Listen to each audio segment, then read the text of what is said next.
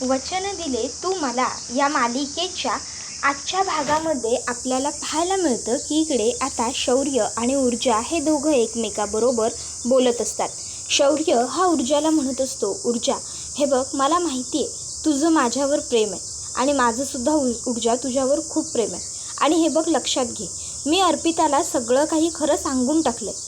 मी सांगितलं तिला की माझं तिच्यावरती प्रेम नाही आहे किंवा मला तिच्याबरोबर लग्न वगैरेसुद्धा करायचं नाही आहे. त्यामुळे तू तिचाही विचार करू नकोस. त्यावर ऊर्जा म्हणते, काय? त्यावर शौर्य म्हणतो, हो, मी खरंच अर्पिताशी सगळं बोललो.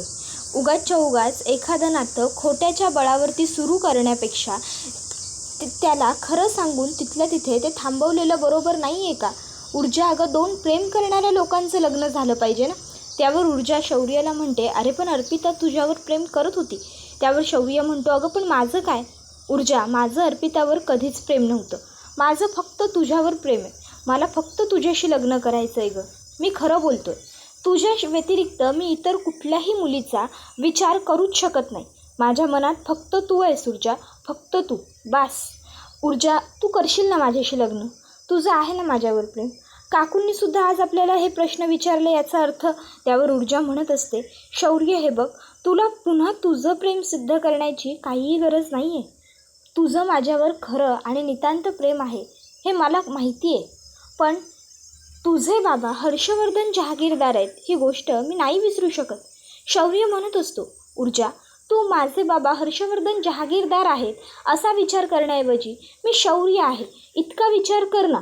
ऊर्जा, हे बघ, मला माहिती आहे तुझं माझ्यावर खूप प्रेम आहे आणि माझंसुद्धा तुझ्यावर खूप प्रेम आहे. बास, इतकं पुरे नाही आहे का? त्यावर ऊर्जा म्हणत असते, शौर्य, अरे कसं? मी जेव्हा त्या घरात तुझ्याबरोबर लग्न करून येईन तेव्हा प्रत्येक वेळी मला हे आठवत राहील की या लोकांमुळे मी माझे वडील गमावलेत. मग त्यावेळी मी काय करू? आता मात्र शौर्यही जरा 2 मिनटं स्तब्ध होतो. तर दुसऱ्या बाजूला आता कुमुदिनी आजी ह्या पूर्वाकडे आलेल्या असतात आणि त्या पूर्वाला म्हणत असतात, पूर्वा, हे बघ, प्लीज प्लीज तू मुलांच्या भविष्याचा विचार कर ना. मला माहिती आहे जे काही तुझ्या बाबतीत घडलं ते खूप चुकीचं आहे, पण तरीही शौर्याने सुद्धा अर्पिताला सगळं खरं सांगून टाकलं. त्यावर ती म्हणते, आणि अर्पिताचं काय? ती काय म्हणाली? आणि शौर्याच्या आयुष्यात अर्पिता व्यतिरिक्त त्याबरोबर मग कुमुदिनी म्हणते, मुलगी नव्हती कोणी त्याच्या आयुष्यात कधीच. त्याबरोबर मग ती म्हणते, आणि अर्पिता. त्याबरोबर मग कुमुदिनी सांगते, अर्पिताचं आणि शौर्याचं लग्न शौर्याने नाही तर हर्षवर्धनने ठरवलं होतं आणि शौर्याला अर्पिताबरोबर लग्न करायचंच नव्हतं. त्यामुळे हे लग्न होणार नव्हतंच. शौर्याने अर्पिताला अगदी स्पष्ट, लख्ख आणि खरं सांगून टाकलेलं आहे की त्याचं प्रेम फक्त आणि फक्त ऊर्जावर आहे आणि अर्पिताची सुद्धा काही हरकत नाही आहे. त्याबरोबर ती म्हणत असते, पण ऊर्जाचं काय? आणि त्या घरात माझी मुलगी कशी देऊ मी? त्या घरात जिथे माझ्या मुलीचं नावही तोंडात घ्यायला कोणी तयार नाही आहे, तिथे मी स्वतःहून माझी मुलगी देऊ करू का? त्याबरोबर मग लगेचच कुमुदिनी आजी म्हणते, अगं, आदित्यने आणि तुझ्या दिव्याने सुद्धा आपल्याला कोणालाही न सांगताच लग्न केलं होतं. तरीही कोणीही तुझ्या दिव्याला वाईट वागवत नाही. मग तू एकदा ऊर्जाचा सुद्धा विचार कर ना. त्यावर ती म्हणत असते, अहो पण. त्यावर मग कुमुदिनी म्हणते, तुला माहिती आहे घरामध्ये दिव्या खूप सुखात आहे. आम्ही तिला अगदी आनंदाने एक्सेप्ट केलं. हां, विजयाची कधी कधी थोडीशी चिडचिड होते. अगं, अर्थात ती आदित्यची आई आहे त्यामुळे तिची चिडचिड होणं स्वाभाविक आहे. पण तू विचार कर, आम्ही जर दिव्याला जहागीरदारांची सून असल्याचे सगळे अधिकार दिले, आम्ही तिला आनंदाने स्वीकारलं, तर ऊर्जाला तर मी स्वतःहून इथे मागणी घालायला तुझ्या जवळ आली आहे. मग मी ऊर्जाला किती लाडात सांभाळेन, किती आनंदात ठेवेन? प्लीज प्लीज एकदा विचार कर गं, मुलांच्या सुखाचा प्रश्न आहे. त्यावर ती म्हणत असते, मला खरंच काही बोलावं काही कळतच नाही आहे तुमच्यासोबत. तर दुसऱ्या बाजूला शौर्य म्हणत असतो, ऊर्जा, ऐक ना, मला सगळं कळतं आहे, पण प्लीज एकदा तू ह्या गोष्टीचा विचार बाजूला ठेव ना, की हे सगळं माझ्या वडिलांमुळे झालं आहे. तू हे विसरण्याचा प्रयत्न तर करून बघ ना. त्यावर ऊर्जा शौर्याला म्हणत असते, शौर्य, हीच वेळ जर तुझ्यावर आली असती तर? जर माझ्या वडिलांमुळे, देव न करो पण तुझ्या वडिलांना काही झालं असतं तर? सांग ना, तू ही गोष्ट विसरू शकला असतास? शौर्य, जेव्हा मी तुझ्याबरोबर त्या घरात लग्न करून येईन ना, तेव्हा त्या घरातल्या माणसांबरोबर बोलताना, त्या घरात वावरताना, त्या घरातली प्रत्येक वस्तू स्पर्श करताना, वापरताना माझ्या मनात सतत सतत एक भावना येत राहील, एक सल बसलेला असेल. तो म्हणजे इथे ह्या लोकांमुळे माझे वडील मी गमावले. मला सतत माझं बालपण किती वाईट गेलं, माझ्या आईने कसं एकटेपण भोगलं, माझ्या आईला किती त्रास झाला, ह्या सर्व गोष्टी आठवत राहतील. मला मला सतत ते सगळं चित्र दिसत राहील. मला सतत सतत त्या जुन्या गोष्टींचा त्रास होत राहील. सतत माझ्या मनात त्या गोष्टींच्या खुणा राहतील. मी माझं बालपण कसं माझ्या वडिलांच्या शिवाय घालवलं, मी कसं सगळं सहन केलं ते सतत मला आठवेल. मग जर असं होणार असेल तर मला तूच सांग, काही फायदा आहे का लग्न करून आपला? काय उपयोग होईल आपलं लग्न करून? सांग ना. हे बघ शौर्य, मला तुझ्याबरोबर लग्न करायचं आहे. माझंसुद्धा तुझ्यावर खूप प्रेम आहे. पण तू हर्षवर्धन जहागीरदारांचा मुलगा आहेस, ही एक गोष्ट मी कधीच नाही विसरू शकत, कधीच नाही. समजतंय का तुला? मला या गोष्टीमुळे खूप त्रास होणार आहे रे. त्याबरोबर दुसऱ्या बाजूला पूर्वा म्हणत असते, मी काय बोलू आणि काय नाही मला खरंच कळत नाही आहे. आज शौर्यसुद्धा ऊर्जाला भेटायला आला होता. जेव्हा तो आला तेव्हाच मी त्याला आणि ऊर्जाला प्रश्न विचारला, तेव्हा ऊर्जाने अगदी लख्ख आणि स्पष्ट उत्तरं दिली मला.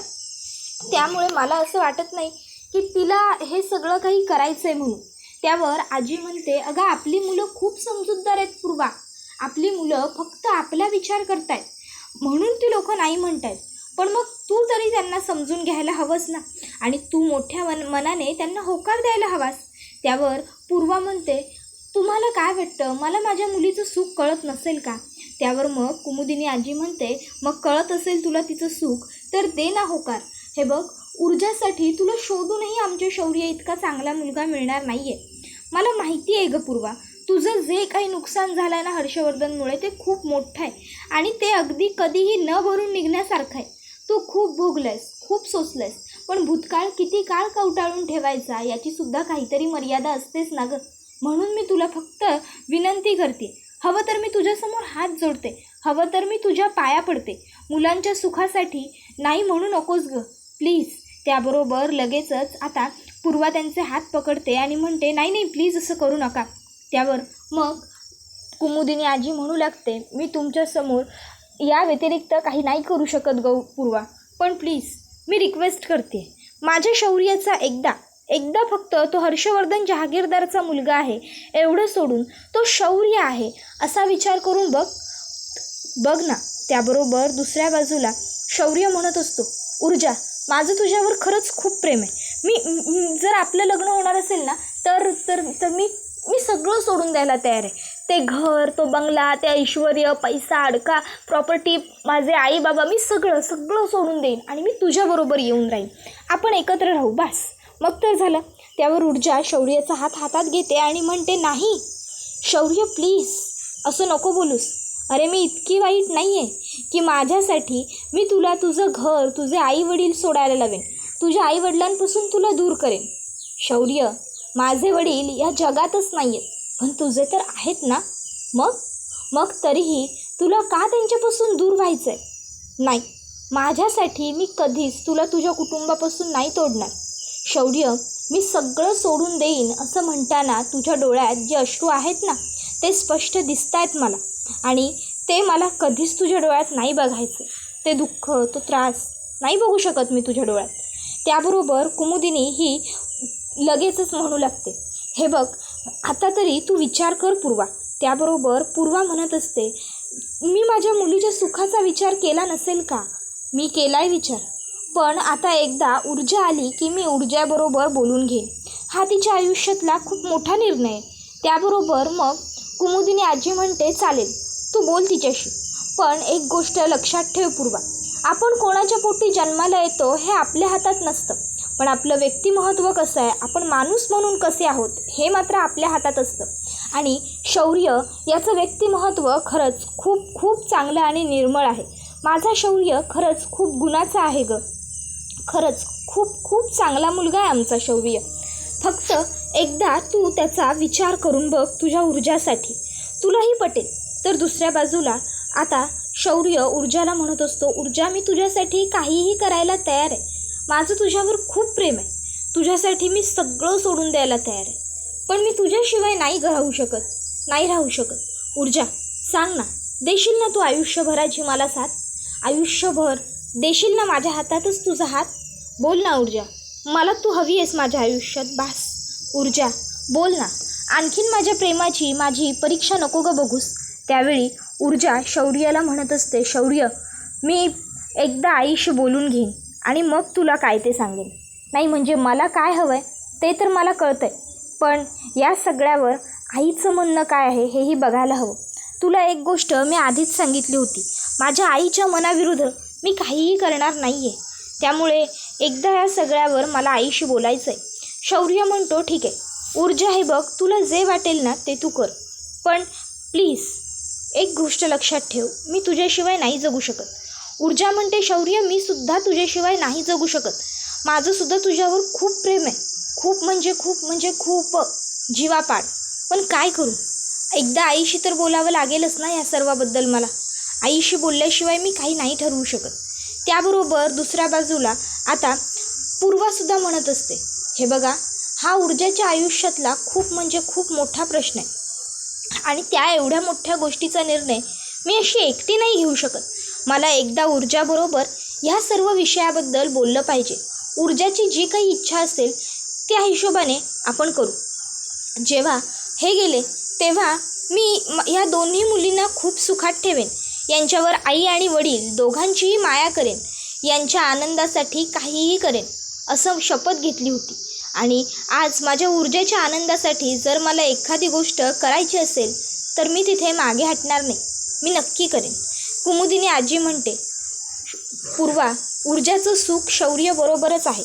ऊर्जा आणि शौर्य एकत्र खूप सुखात राहतील. खरंच हा माझा शब्द आहे.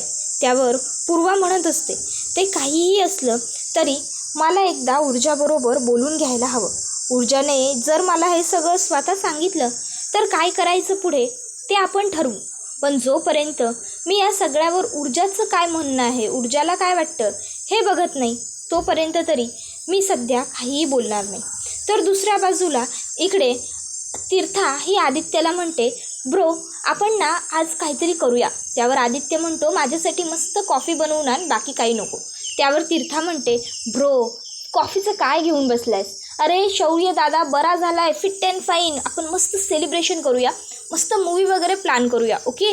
त्याबरोबर लगेचच दिव्या त्या ठिकाणी येते आणि म्हणत असते, पण तुझा प्लॅन फ्लॉप जाईल ग तीर्था, कारण काय आहे ना, तुझा शौर्य दादा मुळात घरातच नाही आहे. आता दिव्याने हे असं म्हटल्याबरोबर विजया तिकडे येते आणि विजया म्हणते, काय, शौर्य घरात नाही आहे म्हणजे कुठे गेलाय शौर्य? त्याबरोबर त्या ठिकाणी हर्षवर्धनसुद्धा येतो. आता हर्षवर्धनने सुद्धा तिचा हा आवाज ऐकलेला असतो आणि त्यालाही कळतं की शौर्य घरात नाही आहे. हर्षवर्धनही चिडतो, ओरडतो आणि म्हणतो, काय, शौर्य घरात नाही आहे? कुठे गेलाय तो? तुम्ही सगळे काय वेडे आहात का? एवढी सगळी माणसं आहात घरात, काय झोपा काढताय? तुम्हाला कळलं नाही का? तो बाहेर जातोय ते घराच्या.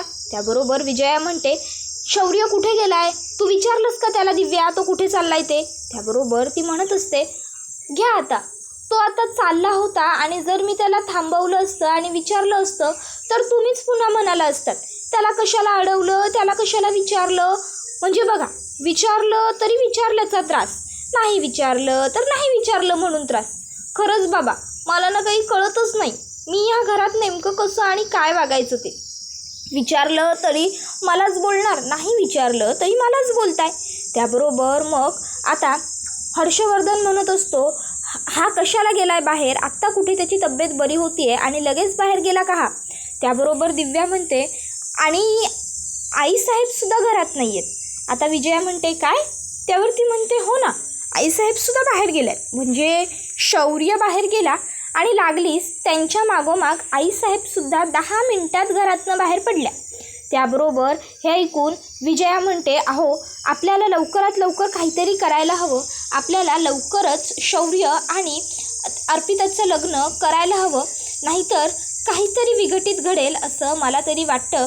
तुम्ही एक काम करा, शौर्य आज घरी आला ना की ताबडतोब त्याच्याशी अर्पिताच्या आणि त्याच्या लग्नाबद्दल बोलून टाका. त्याबरोबर हर्षवर्धन म्हणतो, घरी आल्यावर कशाला? आत्ता कॉल करतोय मी त्याला आणि घरी बोलवून घेतोय.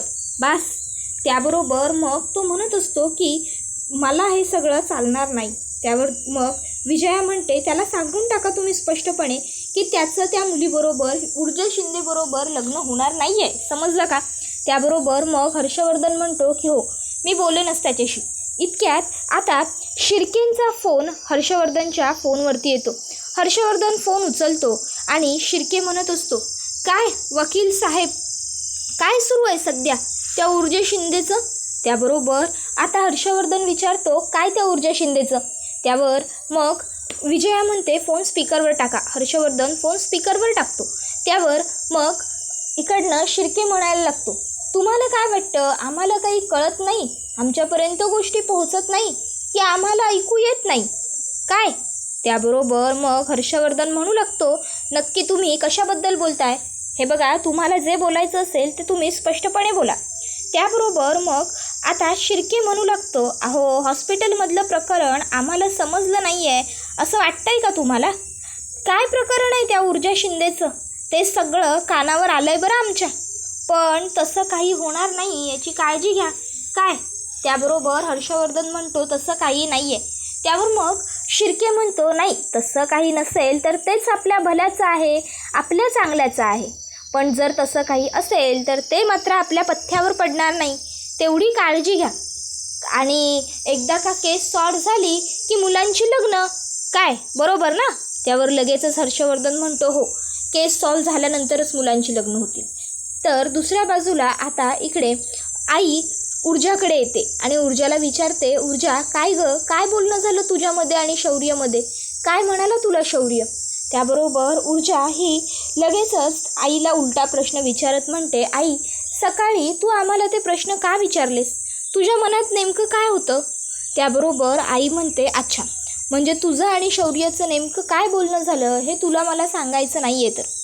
त्यावर मग ऊर्जा म्हणते, नाही आई असं काही नाही आहे, शौर्य आणि माझ्यामध्ये हेच बोलणं झालं की शौर्याला अर्पिताबरोबर लग्न करायचं नाही आहे आणि त्याने ही गोष्ट अर्पिताला सांगून टाकली आहे की तो तिच्याशी लग्न करणार नाही आहे, तर त्याला माझ्याशी लग्न करायचं आहे आणि त्याला मी आवडते. त्याबरोबर हे ऐकून आता पूर्वासुद्धा विचारात पडते की आता मी करू तरी काय, काय करू हा विचार सुरू असतानाच आता त्या ठिकाणी कुमुदिनी आजी येते. आता आजी आल्याबरोबर लगेचच हर्षवर्धन तिकडे तावातावात येतो आणि तिला विचारू लागतो, कुठे गेला होतात तुम्ही? त्याबरोबर मग विजयासुद्धा म्हणते, कुठे गेला होतात तुम्ही आईसाहेब? त्याबरोबर कुमुदिनी म्हणत असते की कुठे गेले होते? त्यावर मग लगेचच विजया म्हणत असते की मला सांगा माझा मुलगा कुठे, शौर्य कुठे? त्याबरोबर आजी म्हणते, शौर्य कुठे हे मला काय माहिती, शौर्य माझ्याबरोबर नव्हता. त्यावर ती लगेचच म्हणते, काय शौर्य तुमच्याबरोबर नव्हता? त्यावर कुमुदिनी म्हणते, नाही माझं एक वेगळं काम होतं, मी माझ्या कामासाठी घरातनं बाहेर पडले होते, शौर्य कुठे होता हे मला माहीत नाही आहे. त्यावर मग सगळे विचारतात कसलं काम? तर आजी म्हणते महत्त्वाचं होतं. विजया म्हणते क्लबमध्ये गेला होतात का? त्यावर आजी म्हणते नाही, मी ऊर्जा शिंदेच्या घरी गेले होते तिला लग्नाची मागणी घालण्यासाठी. त्यावर हे ऐकून हर्षवर्धन आणि घरातले इतर सगळेच एकदमच शॉक होऊन जातात, कोणाला काय बोलावं काही कळतच नसतं. तर हर्षवर्धन हसतो आणि म्हणतो, मग काय झालं, काही फायदा झाला का त्याचा? हो म्हणाली का ती मुलगी? बोला ना, काही फरक पडला का तुमच्या तिकडे जाण्याने किंवा तिला मागणी घालण्याने? काही फरक पडला? आता ती काही बोलणार इतक्यात त्या ठिकाणी शौर्य येतो. शौर्य आल्यावर त्याच्याकडे विजया जाते आणि विजया त्याला विचारते, शौर्य कुठे गेला होतास तू? शौर्य म्हणतो, मॉम माझं एक महत्त्वाचं काम होतं त्यासाठी मी जरा बाहेर गेलो होतो. त्याबरोबर विजया म्हणते, कसलं काम होतं तुझं महत्त्वाचं, त्या ऊर्जा शिंदेला भेटणं? त्याबरोबर मग शौर्य म्हणतो, हो मी गेलो होतो मॉम ऊर्जाला भेटायला. त्यावर आता हे ऐकून सगळ्यांनाच खूप मोठा धक्का बसतो. शौर्यसुद्धा सगळ्यांना सांगून टाकतो की मला माझ्या आयुष्यात फक्त ऊर्जा हवी आहे. तर दुसऱ्या बाजूला इकडे आता ऊर्जा ही सुद्धा आईला सांगत असते की आई मला ऊर्जा माझ्या आयुष्यात फक्त शौर्य हवं आहे. आता तिने हे सांगितल्याबरोबर मग कुमुदिनी आजी आणि पूर्वा ह्या दोघीजणी मिळून शौर्य आणि ऊर्जाचा हात एकमेकांच्या हातात देतात आणि आता पूर्वा ही शौर्यला म्हणते, माझ्या मुलीला कधीच अंतर देऊ नकोस. नाही ना देणार? शौर्य म्हणतो, मी तुम्हाला शब्द देतो, वचन देतो, मी कधीच ऊर्जाला अंतर देणार नाही. तर हर्षवर्धन हा शौर्याला सांगतो, जर तू त्या ऊर्जा शिंदेबरोबर लग्न केलंस तर आपले संबंध कायमचे संपतील, एवढं लक्षात ठेव शौर्य. आता तुला काय महत्त्वाचं आहे हे तुझं तू ठरव. आता मात्र सगळे घरातले सदस्य तिकडनं निघून जातात. शौर्य तिकडे एकटाच उरतो. काय करावं आणि काय नाही हे शौर्याला काहीच सुचत नाही. त्याबरोबर हा व्हिडिओ इथेच संपतो. व्हिडिओ आवडला असेल तर व्हिडिओला लाईक करा, चॅनलवर नवीन असाल तर चॅनलला सबस्क्राईब करा आणि बेल आयकॉन आठवणीने प्रेस करा, जेणेकरून तुम्हाला पुढच्या प्रत्येक व्हिडिओचं नोटिफिकेशन मिळत जाईल. पुढचा व्हिडिओ येईपर्यंत टाटा बाय बाय, धन्यवाद. Take care all of you.